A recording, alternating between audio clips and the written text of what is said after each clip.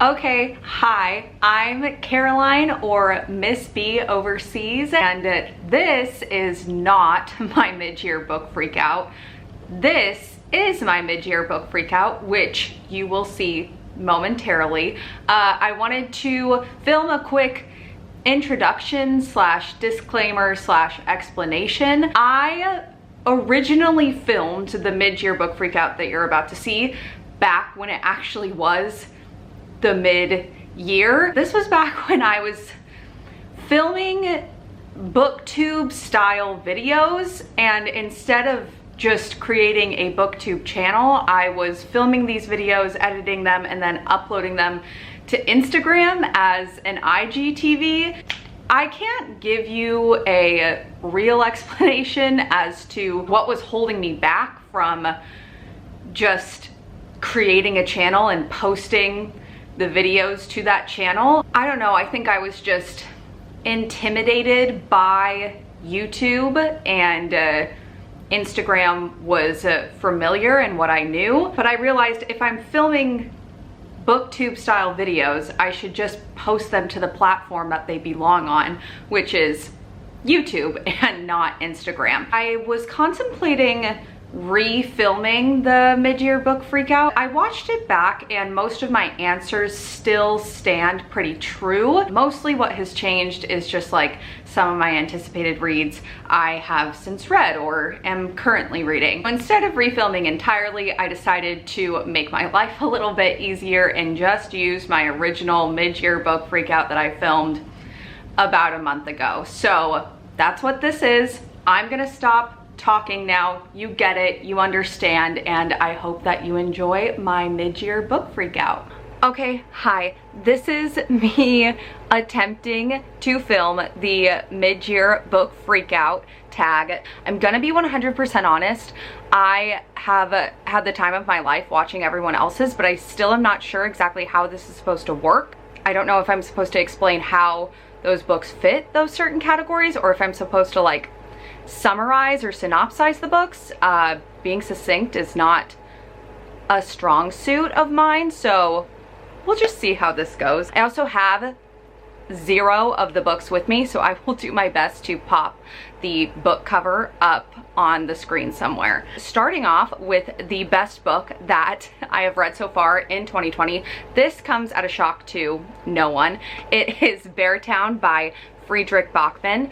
I read this in March and I still think about it every single day. I always struggle to summarize this to people because my go-to thing that I want to say is that it's a book about hockey, but really it's about a hockey town and the people living in that hockey town, and how singular decisions that certain people make affect how they affect everyone else in the town. I am fairly certain it's going to remain one of my all-time favorite books for the rest of my life. The next is Best Sequel, and I super cheated with this one because every single sequel that I have read this year I have loved, and they are equal, so I'm going to tell you about them all.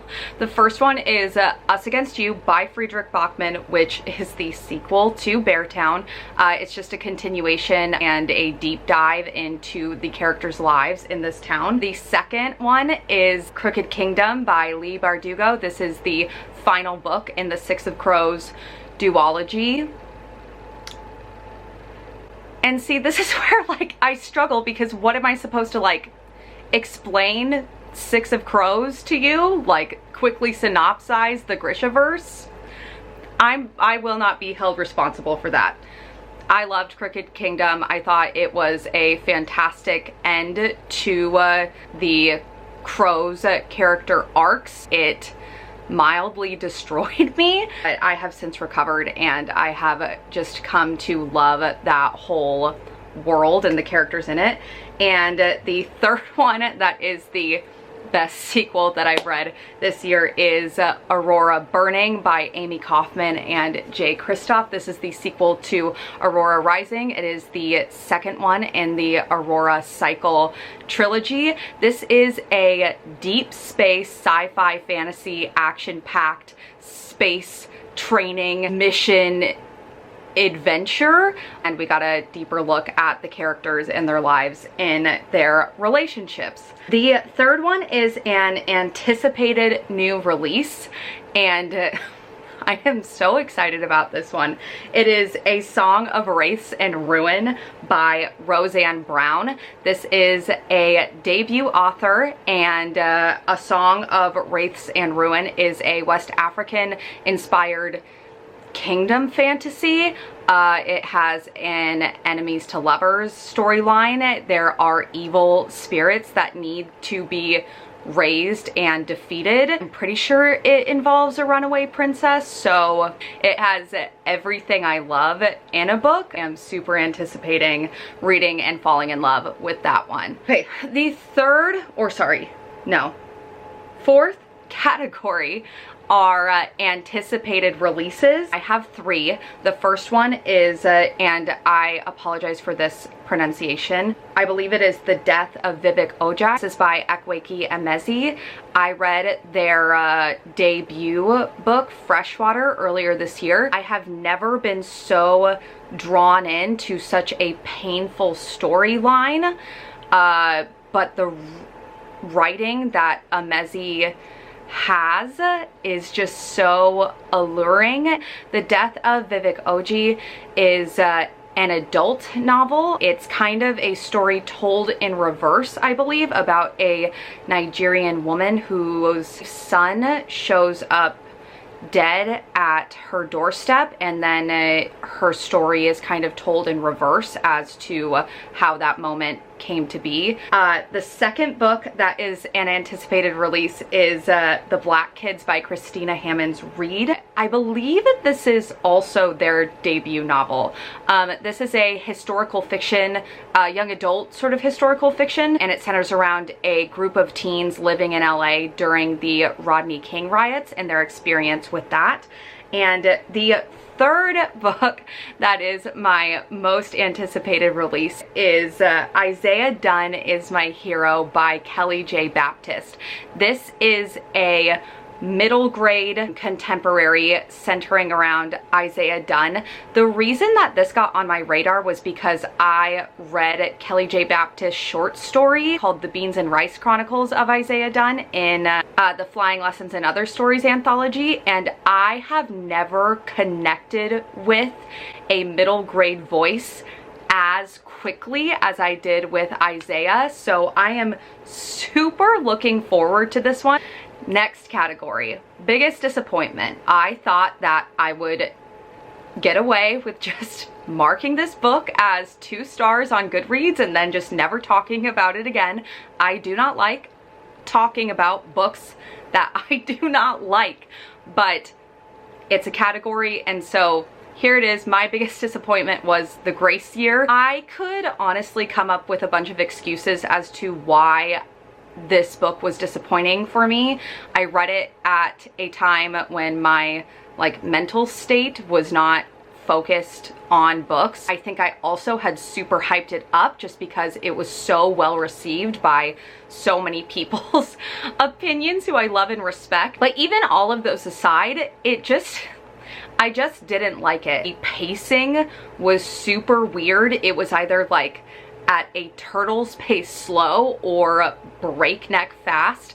I thought that the main character, Tyranny, was super flat, and I found so many plot points to be both predictable and then bizarre at the same time. On paper, it's a book that checked all of my boxes, but I did not have a good reading experience for it. Please do not hate me. The next one is the biggest surprise, and I didn't understand fully what this prompt meant. I went ahead and I'm going to use The Starless Sea by Erin Morgenstern. This is an adult fantasy. The reason that I'm using it for the biggest surprise is because for the first, it's a really big book, and for the first, I want to say half of it, I was not enjoying it, and something happens at about the halfway mark. And it's not necessarily something that happens within the plot, but it's something that I realized about the book and the way it was set up and the layers that Morgenstern crafted that completely blew my whole entire mind. And I know that if I went back and reread the first half knowing what was going on, I would completely love the first half too. I think that's one of the coolest parts of this book, is that it's so open to interpretation. So that, I guess, was the biggest surprise to me, was just that someone could write a book like that in their lifetime. The next prompt is favorite debut author. I have never filled in a prompt so quickly. It is hands down Leah Johnson, who just released their debut novel, You Should See Me in a Crown. I have not had a young adult contemporary give me such warm and giddy feelings in quite a while. It was just like reading sunshine, and I am so 100% looking forward to reading any and everything that Leah Johnson comes out with from here on out. Next one was fictional crush, and I'm not gonna say that I don't get fictional crushes, because I 100% do, but I like more get excited about the relationships that happen within the books. So I had a really hard time like picking one relationship out, but I guess I would have to go with Cal and Aurora from Aurora Burning. I think that their dynamic is so intense. Their romance and relationship really drove the plot forward instead of just being like an add-on to the side, if that makes sense. So Aurora and Cal, my girl out of time and my hot space elf, are my favorite fictional crush relationship. New favorite character. This was another prompt that was super easy for me to answer, because I think this is just going to be my favorite character of all time, and that is Benjamin Ovich from Beartown and Us Against You. Yes, she's talking about those books again. I'm so sorry, but I would live and die for Benji Ovich. I see so many people and so many students in this character. His character just really represents someone who does the best that they can with what they have, and someone who makes choices that they know are right even when it may not benefit them. I love him so much. I can't think about it too much because I'm going to get emotional, but he's honestly a character, like when I say I think about Beartown every single day, it's his character that I think about.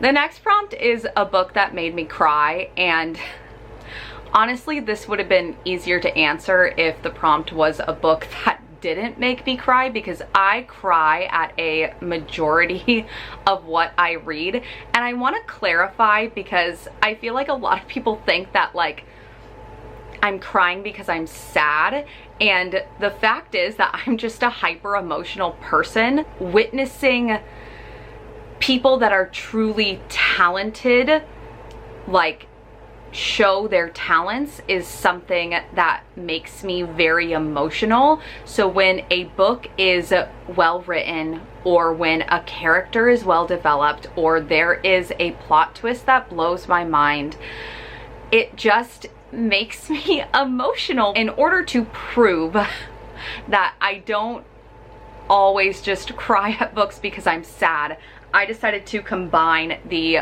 book that made me cry and book that made me happy prompts. This is my second 5-star read of 2020. My only other 5-star read was Beartown, and the second one that fulfills the book that made me cry and book that made me happy prompt is Other Words for Home by Jasmine Warga. This is another one that it's a middle grade novel in verse about a young Muslim girl that moves to America with her mom and just the experiences that she goes through with that. There are verses that I have memorized after only having read them once that I will like repeat as mantras in my head. This book was just perfection, and I have never connected with a novel in verse like this before. The way that Jasmine Warga crafts Jude and her storyline is just, it's incredible. If you have not read this book, I am begging you to read it. Okay, the next one is a favorite book adaptation. I don't own a television, so I don't watch movies or TV. I guess I am wanting to watch the Little Fires Everywhere adaptation because I read the novel by Celeste Ng a couple of years back and I really enjoyed it. My favorite book cover, I'm just kidding. I feel like all I've been doing is talking about the same books over and over again, so I'm not gonna do Aurora Burning, even though, like, couldn't we just stare at Cal for the rest of our lives? I'm actually gonna go with Hurricane Child by Case and Calendar. I think it just depicts the lush and vibrant and magical setting of the novel as well as its writing perfectly. Next and final one is books that I want to get to like before the end of 2020, and I have 3. The first one is Bridge of Clay by Marcus Zusak. Marcus Zusak has written 2 of my all-time favorite books, and I'm going to be super honest, I have started this one before.